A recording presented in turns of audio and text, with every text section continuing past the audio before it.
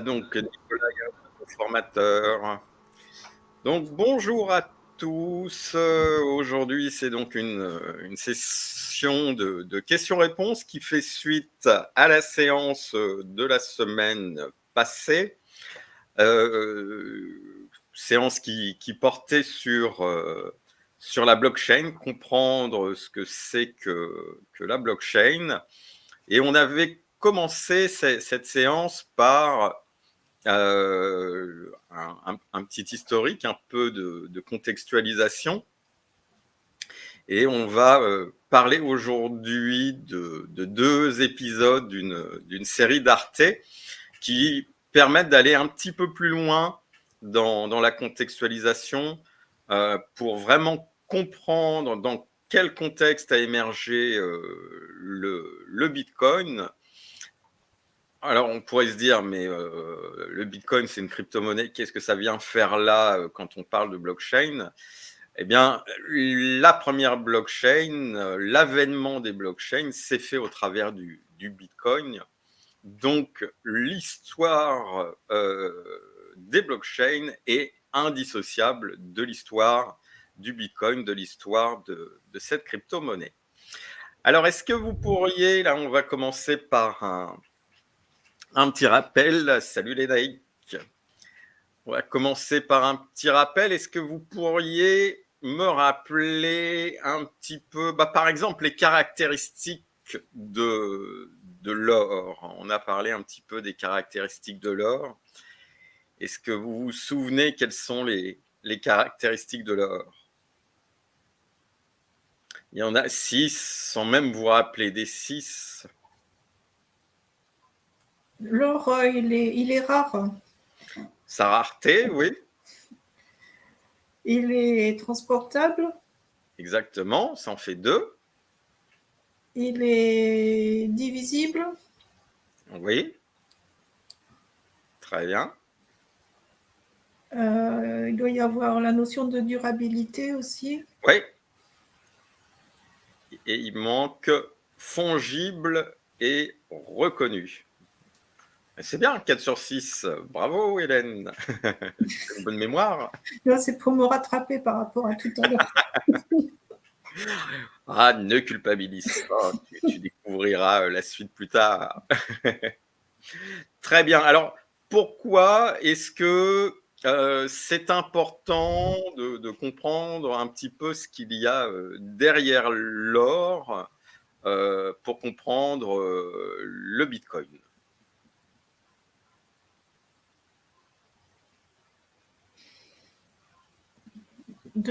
C'est par rapport au dollar. Non, c'est pas tout à fait ça. Le système monétaire qui est où on a cherché, non, c'est pas. En fait, c'est parce que déjà, c'est important de comprendre, oui, le système monétaire et pourquoi Satoshi Nakamoto a cherché à créer une alternative à l'or qui soit une alternative numérique et je dirais une alternative aux monnaies de manière générale. Mais c'est surtout que, comme on l'avait vu, quand il a créé les crypto-monnaies, enfin quand il a créé le Bitcoin, il a fait en sorte de respecter ces 6 caractéristiques de toute bonne monnaie. Et ce que j'avais dit, c'est qu'il en avait rajouté 2 supplémentaires. Alors là, il y en avait une que d'un coup je ne retrouvais pas. Donc c'est l'absence de contrôle du Bitcoin par une autorité centrale. Et la deuxième caractéristique, c'est la transparence, le fait qu'on puisse aller observer les différentes transactions sur le net de façon entièrement libre.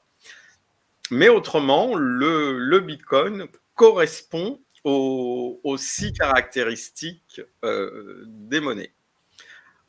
Au niveau historique, qu'est-ce qu'on avait vu? Est-ce que vous vous souvenez?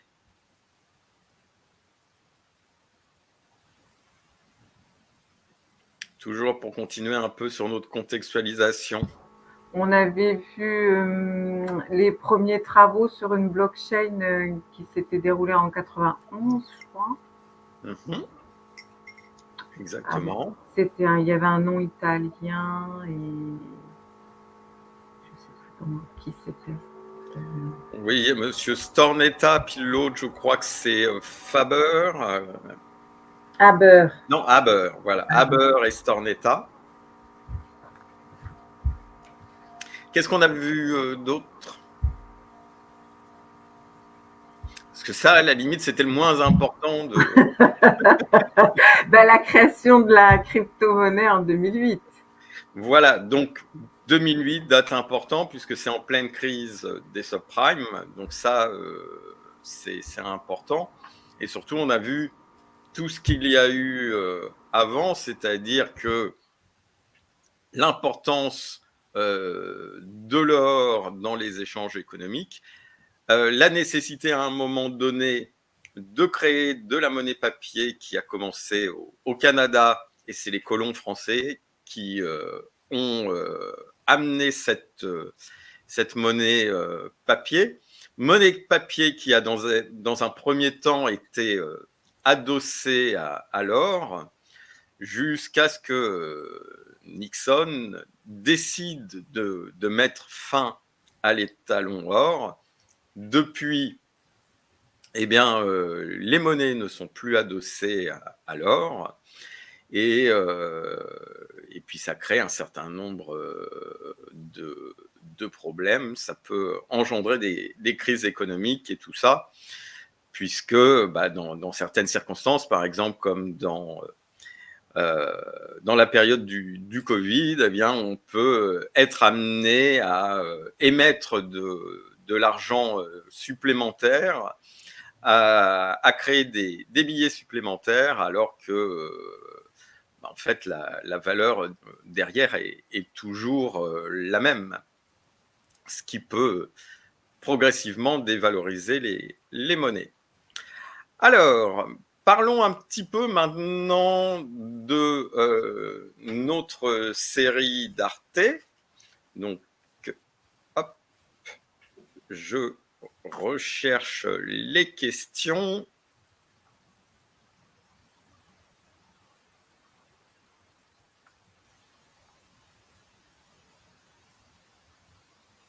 Donc, la première question, c'était pourquoi Satoshi Nakamoto a inventé le Bitcoin?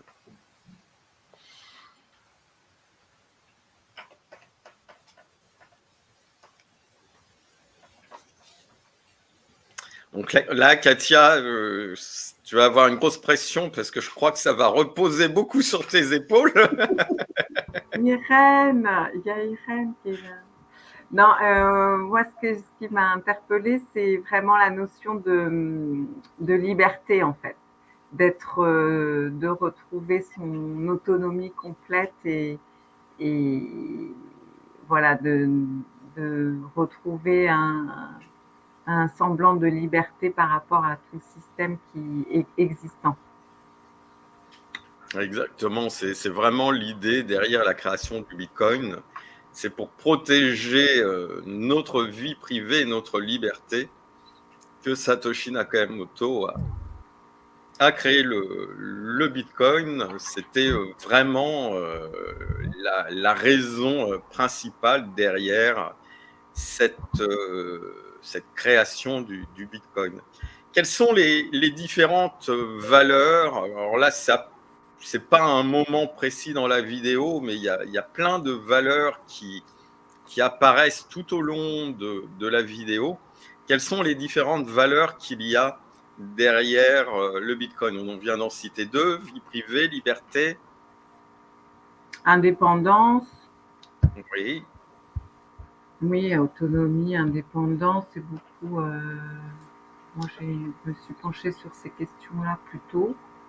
Moi, je rajouterais anonymat. Anonymat, oui, c'est Il vrai. parle de liberté de communiquer, liberté d'envoyer de l'argent. Donc voilà un petit peu toutes les valeurs qu'il y a derrière la création du Bitcoin. Alors maintenant, question suivante. Quelle est la solution qui est apparue comme une évidence pour préserver la vie privée des internautes?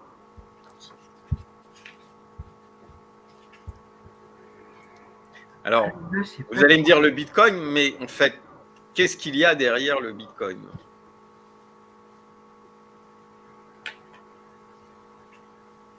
La technologie, c'était, j'ai pas trop compris la question. Est-ce que c'était la recherche de la technologie pour créer le Bitcoin, justement? En fait, c'est le fait d'utiliser la cryptographie. Ah oui, d'accord. Comme le Bitcoin est une monnaie cryptographique, eh bien, ça rend les données inintelligibles. C'est ce qui permet de sauvegarder la vie privée des gens. C'est vraiment l'idée de base, c'est l'idée des cypherpunks. On va en parler dans un instant de qui sont les cypherpunks. Donc, Satoshi Nakamoto appartient à ce mouvement. Et l'idée de ce mouvement, c'est vraiment d'apporter la cryptographie dans à peu près toutes les sphères de la société et de tout encoder, c'est d'aller vers le code. Qui sont les cypherpunks? Est-ce que tu te rappelles d'où ils viennent, Katia? C'est Chicago. Non, c'est pas tout à fait, mais tu as raison, c'est aux États-Unis, mais c'est un mouvement qui est issu de la région de San Francisco. San Francisco, ah oui. Oui, des personnes, voilà, un groupe d'activistes qui est passionné par, enfin, qui se sert effectivement de la cryptographie, qui connaissent la cryptographie et qui, voilà, qui considèrent qu'on peut compter que sur nous-mêmes pour préserver notre vie privée, notre liberté et notre autonomie numérique en fait. Qu'il faut rien attendre finalement des gouvernements, des organismes centralisés ou autres organisations. Voilà, ils prônent vraiment la liberté et l'autonomie et par le biais de la cryptographie. C'est tous des, je pense, des codeurs et des ingénieurs. Exactement, oui, c'est vraiment des spécialistes Voilà, de la cryptographie qui ont pour volonté d'encoder le plus de choses parce que leurs valeurs, ce sont avant tout les valeurs de liberté, de vie privée et d'anonymat. Et tu l'as dit, ils considèrent que voilà, on ne peut rien attendre des gouvernements et des entreprises pour qu'ils protègent notre vie privée et notre liberté. Et donc, c'est pour ça que les cypherpunks écrivent du code pour protéger notre vie privée. Ils considèrent aussi que la liberté d'expression n'est possible que si l'anonymat est préservé. Alors, on verra un peu plus tard dans le reste des questions que c'est un anonymat limité, en fait, c'est pas un anonymat complet. Je ne sais pas si on pourrait utiliser le terme pseudonymat. Je ne sais pas s'il y a l'équivalent, mais en fait, à un moment, il y a, c'est dans la deuxième vidéo, une femme qui dit ça n'est pas vraiment en fait une blockchain anonyme, c'est une blockchain pseudonyme. où effectivement, c'est comme si on était caché derrière un pseudonyme, mais on a quand même un identifiant, même si nos noms n'apparaissent pas et tout. Donc, c'est pour préserver la transparence, puisqu'on a dit que c'est une blockchain transparente. Donc, c'est un anonymat qui est relatif. Alors, la question suivante, c'était... Donc, on vient de répondre à qui sont les cypherpunks. Pourquoi Satoshi Nakamoto a-t-il choisi de commencer par la création d'une crypto-monnaie? On vient de dire, voilà, le mouvement cypherpunk, le but c'était d'amener la cryptographie dans à peu près tous les domaines de la société. Et Satoshi Nakamoto, lui, il a décidé de commencer par une crypto-monnaie plutôt que de commencer dans un autre domaine. Donc, il a commencé par le domaine de l'argent. Pourquoi? On a, avec Internet, un marché mondial, enfin universel, qui est ouvert sur la planète. Et en fait, l'idée de Satoshi, je pense, c'est de créer une monnaie qui soit unique pour tout ce marché, puisque voilà, ça n'existe pas. Oui. Et puis, ce qu'on entend à un moment dans le documentaire, c'est que, en fait, si on contrôle l'argent des gens, on contrôle tous les aspects de leur vie. Donc, si on veut leur redonner de la liberté dans les différents aspects de leur vie, eh bien, il a considéré que le Bitcoin, enfin en tout cas la création d'une crypto-monnaie, d'une monnaie numérique, infalsifiable, anonyme, sans intermédiaire, était une bonne porte d'entrée. Après, au moment de devoir créer cette crypto-monnaie, il se trouvait confronté à une problématique. Quelle est cette problématique?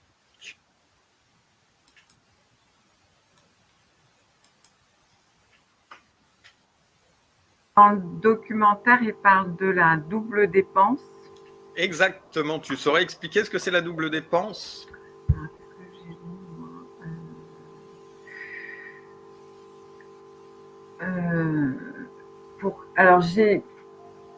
Pour que la monnaie numérique en fait soit infalsifiable et qu'elle soit rare et qu'elle ait de la valeur, elle doit être complètement sécurisée et irreproductible en fait. Oui. Alors que dans le monde du numérique, au contraire, on peut copier à l'infini de façon exacte.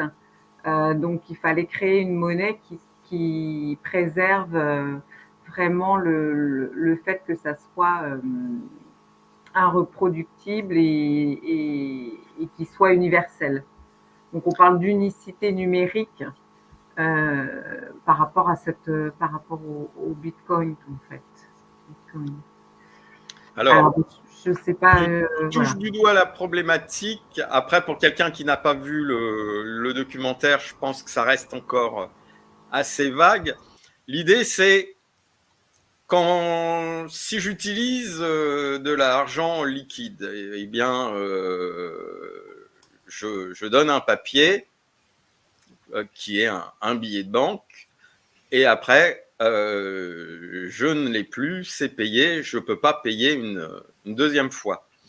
Par contre, les transactions sur Internet, c'est très facile de faire des copier-coller. Et donc de dépenser deux fois un même achat, en fait. Et donc, c'est ça que Satoshi Nakamoto a voulu éviter à tout prix. Et ça a été vraiment la plus grosse problématique à résoudre, le fait d'éviter cette double dépense qu'on peut voir parfois avec les cartes bancaires, par exemple.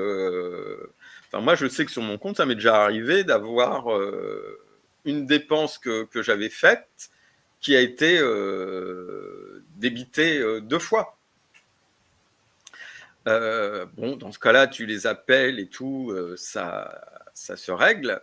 Sauf que avec le Bitcoin, c'est pas possible d'appeler quelqu'un et tout, dire attendez, vous pouvez régler ça. Donc il fallait juste que le problème n'existe pas.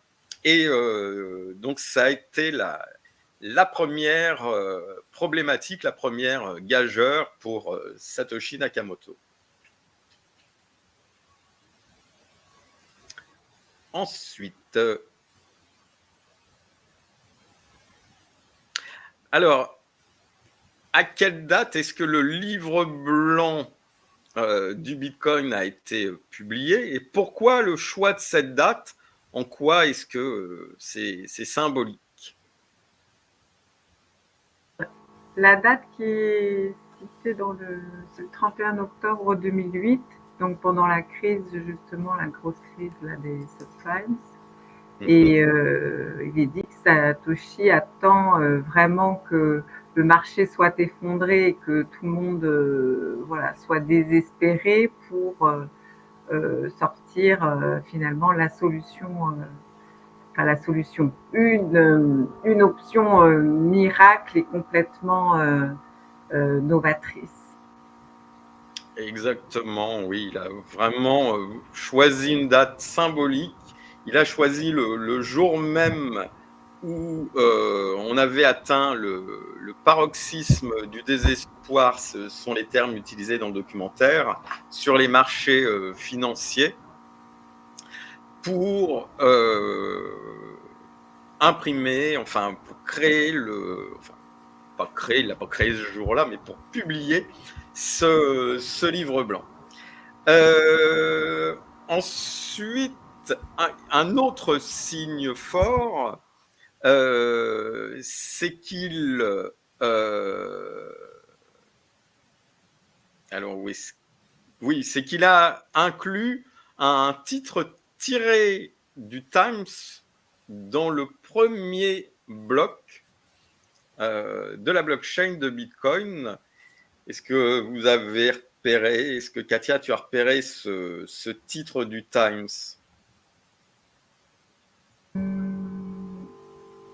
Ouais, mais je ne saurais plus dire. Il y a une histoire de chancelier. Ouais. Le titre, c'est le chancelier britannique vers un deuxième sauvetage des banques. Et encore une fois, là, il y a quelque chose de symbolique derrière ça. C'est une façon de mettre en avant la posture anti-banque, anti-banque centrale, anti-gouvernement du Bitcoin. Ensuite, qu'est-ce qu'il écrit dans ce white paper? Il écrit en gros que la racine du problème de l'argent est qu'il faut de la confiance, et il essaye en fait au travers de cette crypto-monnaie de recréer cette confiance. Alors, on en a fini pour la première vidéo. Ensuite, quelques petites questions sur la deuxième vidéo. Pourquoi est-ce que les gouvernements n'ont pas réagi au moment de la création du Bitcoin ?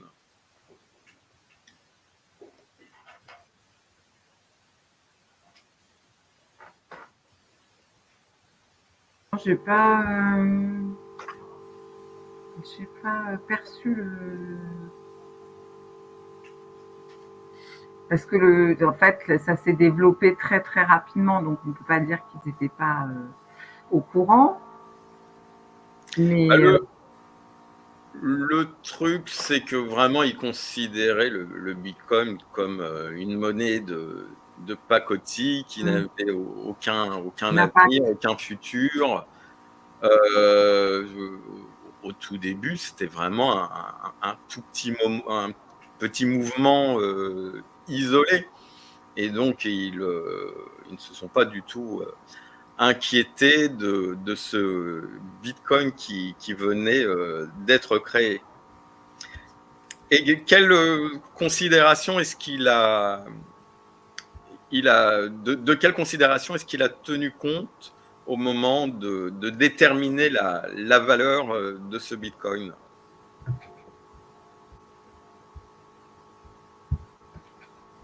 J'ai pas vu le sens de la question. La considération par rapport justement au... Non, en fait, c'est tout simplement le coût. Le coût Ah oui, engendré. Donc, il a décidé par rapport au de vendre dollar. 1500 bitcoins à 1 dollar, en gros, pour se rembourser de ses frais. C'est comme ça que la valeur de 1 dollar a été fixée au démarrage. Et aujourd'hui, on en est très, très loin. On a fait du fois 72, je crois, au plus haut, même si là, c'est redescendu. Alors, question suivante. Pourquoi est-ce que Bitcoin n'est qu'une monnaie en devenir selon Yorick de Montbine?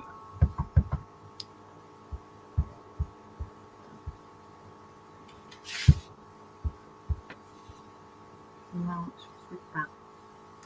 En fait, c'est parce que on ne peut pas encore réellement dire qu'elle est totalement implantée.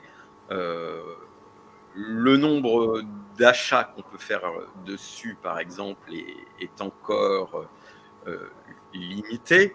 Ce qui fait que c'est une monnaie en devenir, c'est qu'elle a quand même un potentiel parce que de plus en plus de gens décident d'acheter et d'utiliser cette monnaie, mais on ne peut pas dire qu'elle est encore totalement implémentée pour le moment.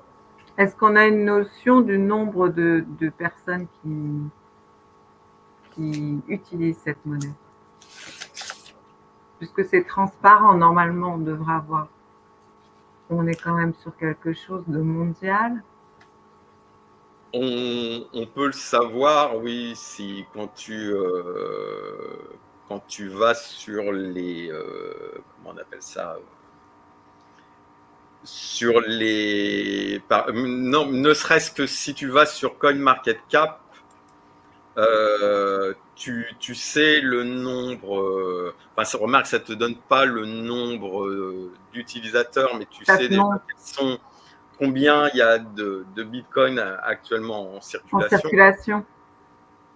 Mais après, si tu vas chercher, si tu vas sur un explorateur de blockchain, il y a moyen d'avoir ce type d'informations. Après, je ne saurais pas te donner un nombre comme ça, mais il y a de plus en plus de gens qui utilisent le Bitcoin. Oui. Je suis en train de me demander, non, je ne crois pas que j'ai de graphique sur l'utilisation du Bitcoin à proprement parler. J'ai des données autour des crypto-monnaies en général, mais pas spécifiques sur le Bitcoin. Alors, à un moment donné, on nous parle de quelque chose qui peut prêter à sourire au début, qui paraît un peu anecdotique. On nous parle de l'achat de 2 pizzas par le Bitcoin. Pourquoi est-ce qu'on nous parle de cette anecdote? Pourquoi est-ce que d'une certaine manière, elle est importante?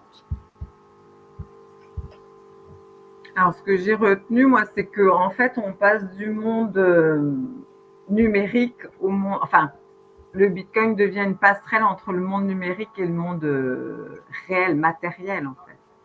C'est-à-dire que là, c'est le premier achat concret qui se passe pas que sur la toile et on a un objet vraiment, enfin un objet. Pour le coup, on se nourrit du coup. Oui, exactement, c'est ça. C'est parce que c'est la première fois en fait que quelqu'un a utilisé cette monnaie pour procéder à un achat. Donc là, c'est encore une confirmation que c'est une monnaie qui a un potentiel puisque des gens sont prêts à accepter cette monnaie comme monnaie d'échange. Et ça en a été la première preuve.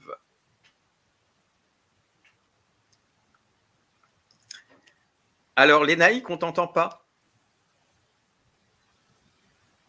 Si mon micro n'est pas ouvert, vous n'allez pas m'entendre. Et ça a été fait d'une manière rigolote parce que ça a été un message un petit peu genre sur le net, qui veut bien me livrer une pizza pour un bitcoin ou quelque chose comme ça. Oui, oui, oui. Et puis, il y a quelqu'un qui s'est prêté au jeu, qui a dit ah oui, moi je veux bien. Après, la question est-ce que cette personne a gardé ses 2 bitcoins ou est-ce qu'elle s'est empressée de les revendre? Parce que si elle s'est empressée de les revendre, elle doit s'en mordre les doigts. Parce qu'aujourd'hui, il n'y a pas beaucoup de gens qui peuvent prétendre avoir 2 bitcoins complets. Mais effectivement, le contexte est assez rigolo aussi.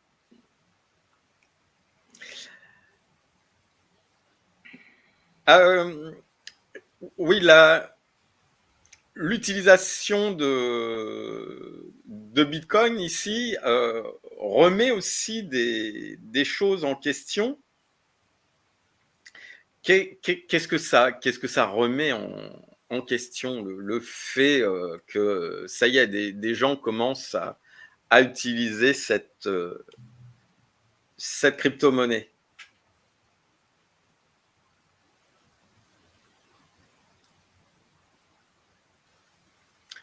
Ce qu'on nous dit dans la vidéo, c'est qu'en fait, ça remet en question la notion même d'argent et tout ce qu'il y a derrière jusqu'à présent. Qu'est-ce qu'il y a derrière la notion d'argent? Il y a la notion de gouvernement, contrôle par une banque centrale, etc. Toutes ces notions-là. Et bien là, tout se trouve complètement remis à plat, en fait, dès lors que des gens commencent à s'échanger une monnaie qui fonctionne totalement différemment, qui en plus est décentralisée, anonyme. C'est une remise en question complète de ce qu'est l'argent.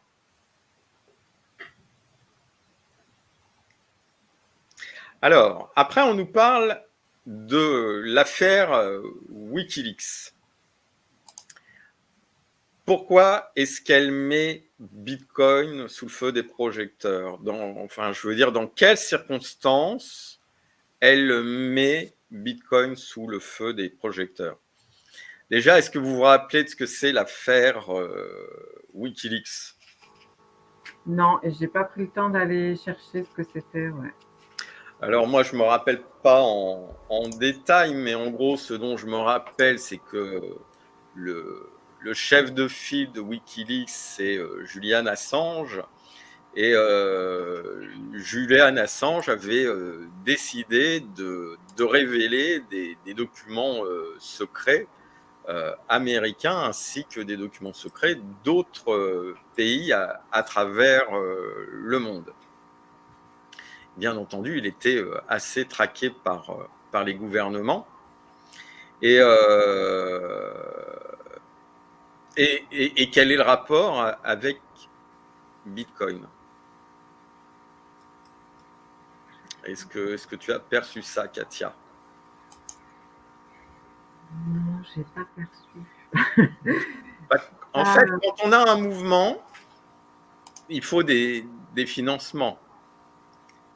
pour que les financements arrivent, eh bien, il faut recourir Des appels de fonds. système traditionnel,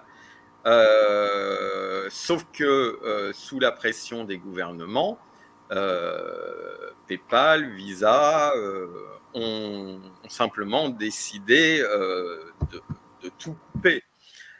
Et le seul moyen que Julian Assange a trouvé pour continuer à se financer, c'est le Bitcoin en fait. Donc c'est pour ça que à ce moment-là, Bitcoin a été sous le feu des projecteurs. Et il y a des bons côtés à ça, et il y a aussi des mauvais côtés. Est-ce que vous sauriez dire en quoi c'est à la fois un avantage et un inconvénient? L'avantage, c'est qu'on en a parlé, donc du coup, ça a été ça a pu se faire connaître d'un plus grand nombre de personnes.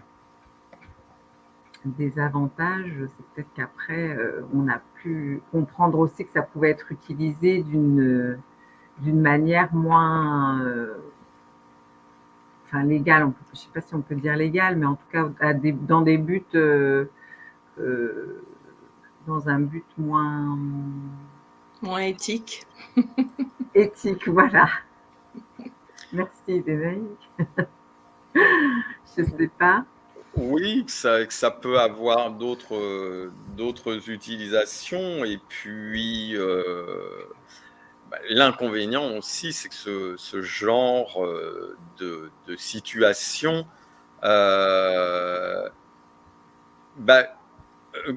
suscite l'intérêt pour le coup des gouvernements. Comme on disait au démarrage, les gouvernements ne s'intéressaient pas à Bitcoin. Sauf que dès lors qu'il se passe ce genre de choses, eh bien les gouvernements vont s'intéresser de plus en plus à Bitcoin. Il y a une deuxième affaire dont on nous parle dans le documentaire qui met en évidence le même type de problématique. Est-ce que vous vous rappelez de cette deuxième affaire? C'est les fameux lanceurs d'alerte, là, non? Non. Il parle de Silk Road, là, le Voilà. marché de drogue sur Internet. Là. Alors, Silk Road, moi, de ce que j'ai compris, c'est pas forcément de la drogue. À un moment, on nous parle de drogue, mais je crois qu'il s'agissait pas de Silk Road. Mais par contre, Silk Road, en fait, utilisait le Bitcoin pour financer de la vente d'armes. Et là encore, ça fait parler du Bitcoin, mais ça peut faire aussi une publicité négative, puisque ça permet de financer quelque chose qui est illégal. Et puis, ça va susciter l'intérêt des gouvernements. Et justement, par rapport à ça, par rapport au fait que, pour le coup, Bitcoin va de plus en plus focaliser l'intérêt des gouvernements, comment est-ce que Satoshi Nakamoto va réagir?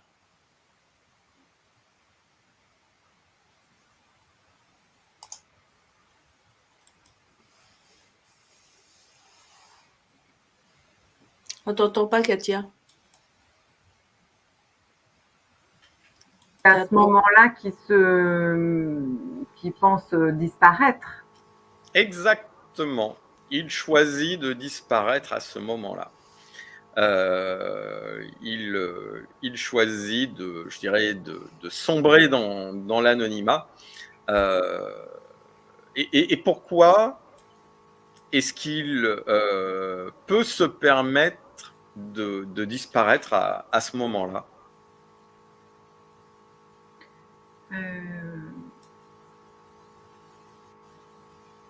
Je ne sais pas en quoi c'est le bon moment, parce que c'est en même temps...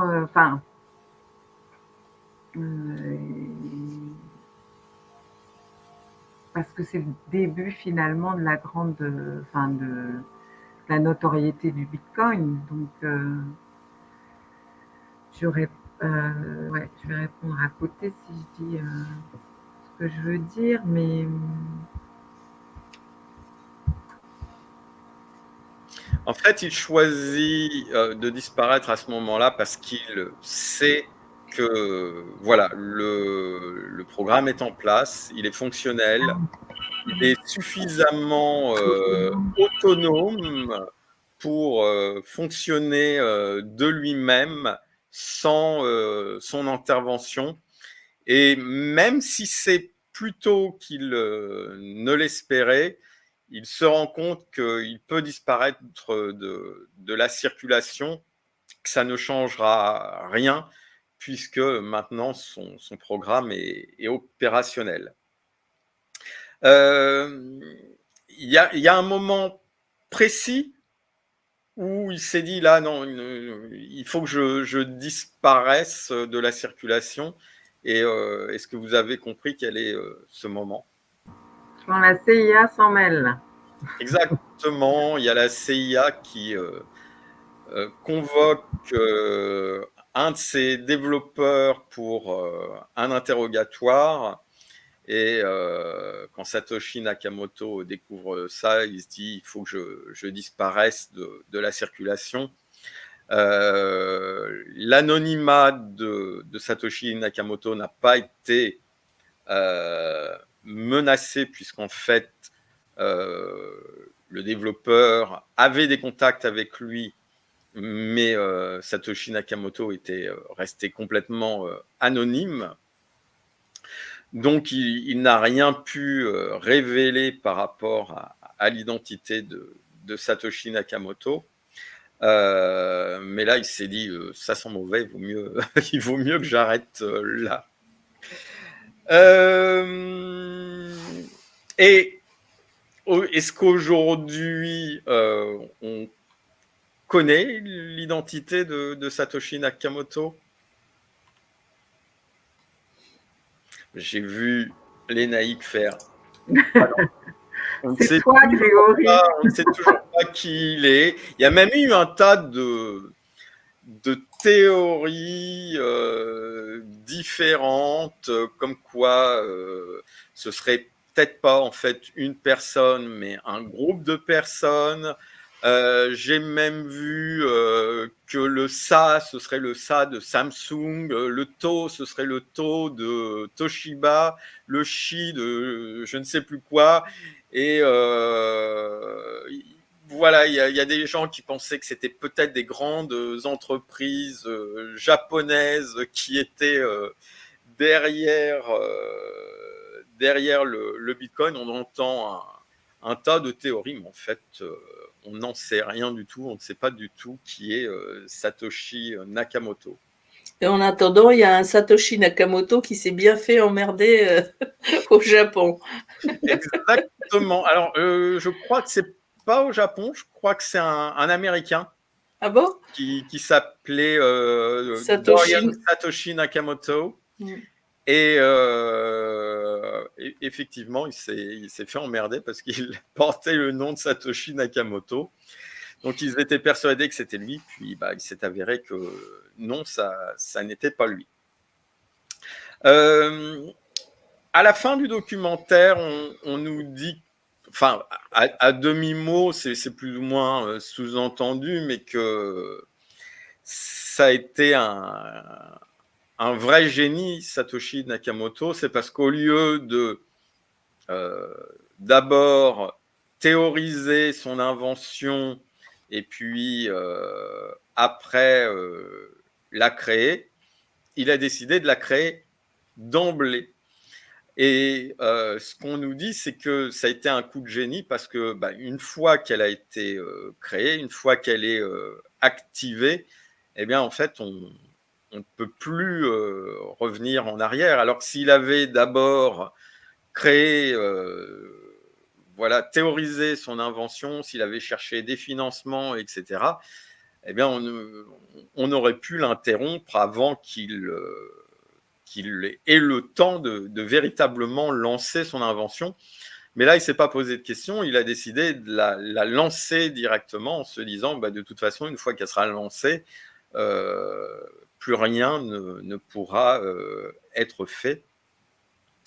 Et il semble avoir raison, puisqu'on voit aujourd'hui que même les institutions financières commencent à reconnaître le Bitcoin. Donc le contexte actuel semble lui donner raison. Alors, puisqu'il nous reste un petit quart d'heure, on a parlé un petit peu là du contexte, mais on n'a pas du tout parlé de tout le reste de ce dont on avait parlé la semaine dernière. La première chose, qu'est-ce que c'est qu'une blockchain?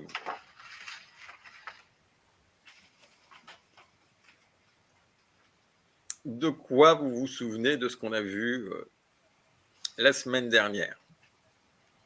On peut déjà parler de l'étymologie du mot. Il se compose de deux mots, blockchain. Pourquoi?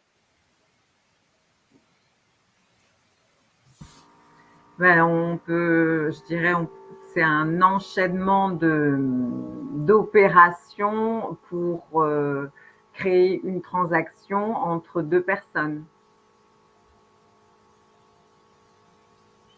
Alors, d'opérations l'idée est là, mais je vais reformuler autrement. Qu'est-ce que c'est qu'un bloc?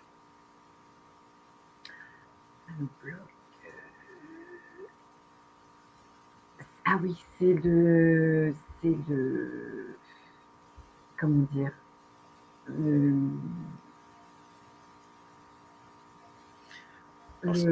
c'est que les mineurs, une de leurs fonctions, c'est de rassembler des transactions au sein d'un bloc. C'est ça un bloc, c'est un ensemble de transactions. De transactions.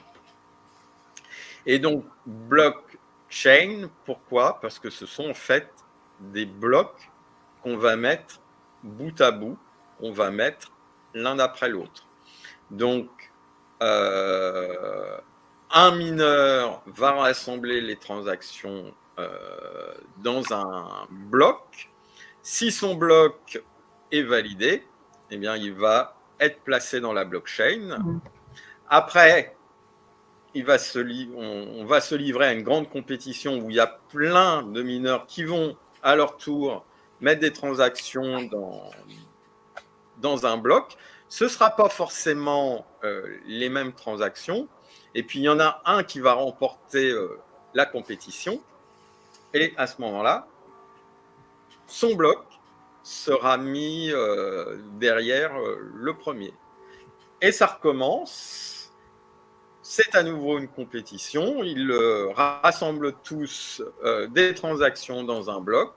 Et celui qui remportera la compétition aura son bloc qui devient le troisième bloc de la blockchain. Et ainsi de suite.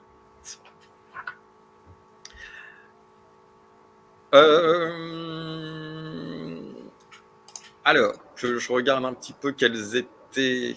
Là, on a parlé des blocs, on a parlé de la blockchain. Vous vous rappelez ce que c'est qu'un protocole? Je m'en rappelle pas, j'ai noté. Moi, j'ai noté qu'il y en avait deux. Alors, il y en a beaucoup, beaucoup plus que ça, des protocoles, mais tu as raison. À un moment, on a parlé de deux protocoles spécifiques. Mais un protocole, c'est tout simplement un ensemble de règles qui régit une blockchain. Ensuite, est-ce que vous vous souvenez, donc on a dit dans un bloc, il y a un ensemble de transactions, il y a deux autres choses, voire trois selon comment on présente les choses. Il y a un identifiant pour relier les blocs entre eux. Mhm. Comment il s'appelle cet identifiant? Tu te rappelles? C'est un nom? H.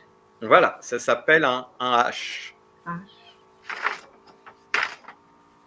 Alors en fait, dans un bloc, il y a toujours deux haches. Quels sont ces deux haches? Alors, le H de la transaction précédente, du bloc précédent, Du bloc précédent. Et le H du nouveau bloc. Voilà, du bloc en question. Quoi. À l'intérieur du bloc, il y a le hash du bloc en question et puis le hash du bloc précédent, exactement. Donc, c'est là où je disais qu'on peut considérer ça comme une chose ou deux, selon comment on considère les choses. Et puis, il y a encore autre chose qui est important à l'intérieur d'un bloc.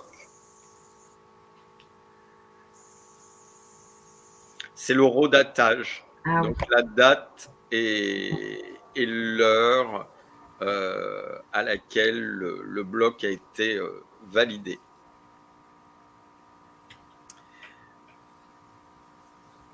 Ensuite, est-ce que vous avez retenu quelles sont les caractéristiques d'un hash? Je n'ai pas retenu, mais j'ai noté. Il y en a 4. Ouais. Alors, vas-y, lis-moi les 4 caractéristiques et essaye de faire appel à ta mémoire pour me dire ce que ça signifie.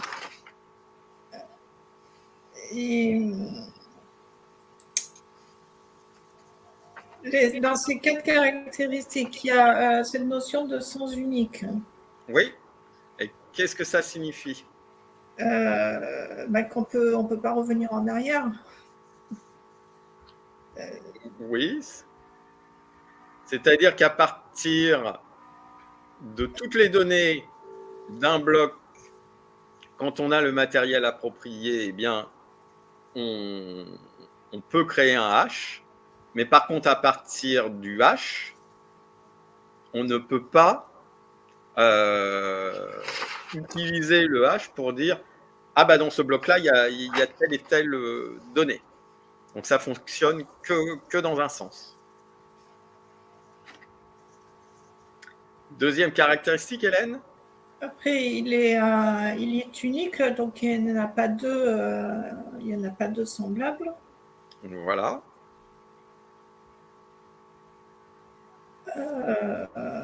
Alors après, il y a la notion d'interdépendant, puisque on a vu que ça permet de relier les blocs entre eux et de façon interdépendante. Oui, c'est ça. C'est-à-dire que si je veux modifier quelque chose sur un bloc, ça veut dire que je dois modifier tous les blocs qui suivent. Donc c'est là que c'est interdépendant. Et la quatrième caractéristique? Imprédictible. Hein. Oui. Et pourquoi imprédictible? En fait, l'idée, c'est, on pourrait se dire, ah bah si je fais une petite modification dans mon bloc, je vais avoir à peu près le même hash, il y a juste tel petit truc qui va être modifié. Ben non, pas du tout. Si on fait une toute petite modification dans un bloc, le hash qu'on va avoir sera totalement différent du hash d'origine et ne tiendra pas du tout compte du hash précédent. Ok, super. Ensuite, on avait parlé de mineurs et de nœuds. Alors, est-ce que vous sauriez expliquer ce que c'est qu'un mineur et un nœud?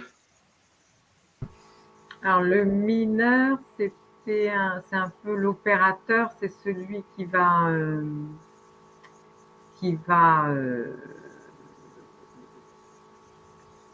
essayer de résoudre en fait l'énigme qui permet de valider le bloc. Mhm. Alors, j'avais utilisé une analogie qui peut aider à comprendre. Le mineur, c'est un petit peu comme le bâtisseur de la blockchain, puisque on l'a vu, hein, ce sont les mineurs qui vont en fait construire la blockchain en ajoutant des blocs l'un après l'autre, un peu comme si on construisait un bâtiment pierre après pierre. Les nœuds,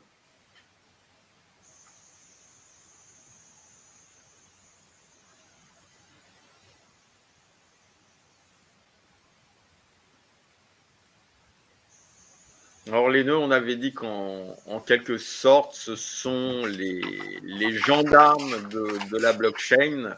Ce sont les nœuds qui vont s'assurer qu'elle est infalsifiable, incorruptible. Mais ce qui est bien, c'est que vous n'avez pas dit, voilà, les mineurs, ce sont des hommes, les nœuds, ce sont des machines. On avait dit la dernière fois faire attention à ça. Effectivement, on parle de nœuds parce qu'on se réfère à un ordinateur au sein d'un réseau. Donc, on pourrait penser qu'un nœud, c'est une machine, que le mineur, du fait de l'analogie avec les mineurs, on pourrait penser qu'on parle d'un homme.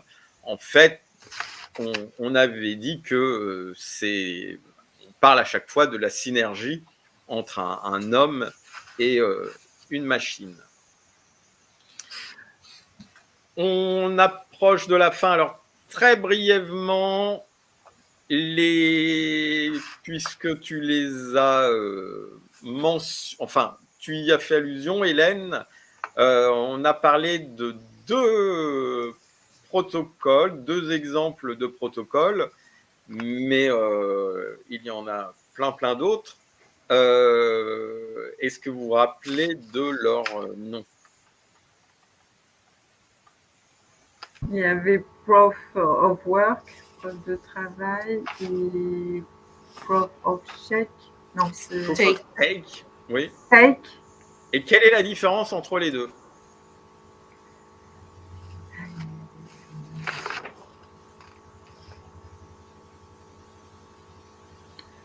Il y en a une, c'est pas des mineurs. Preuve de travail. Preuve de travail, voilà, on va parler de mineurs. Et l'autre, c'était des... Mais l'autre, c'est des validateurs. On va parler de validateurs pour la proof of stake. Et quelle est la différence? Donc, tu y as fait allusion tout à l'heure, le travail du mineur, c'est de résoudre une énigme mathématique pour aboutir à un hash, en fait. Et de fournir la preuve, c'est pour ça qu'on l'appelle la preuve de travail, de fournir la preuve du travail qui a été effectué. La proof of stake et le validateur, vous avez compris quel est son travail, quand bien même là on pourrait parler de travail. En fait, c'est un petit peu la prime au plus offrant, quoi. Il faut bloquer de l'argent sous forme de crypto-monnaie, et celui qui en bloque le plus sera le validateur. Et donc, c'est pour ça que le fonctionnement est un petit peu différents entre les deux. Quels sont les avantages et les inconvénients des deux? Proof of work, avantages, inconvénients?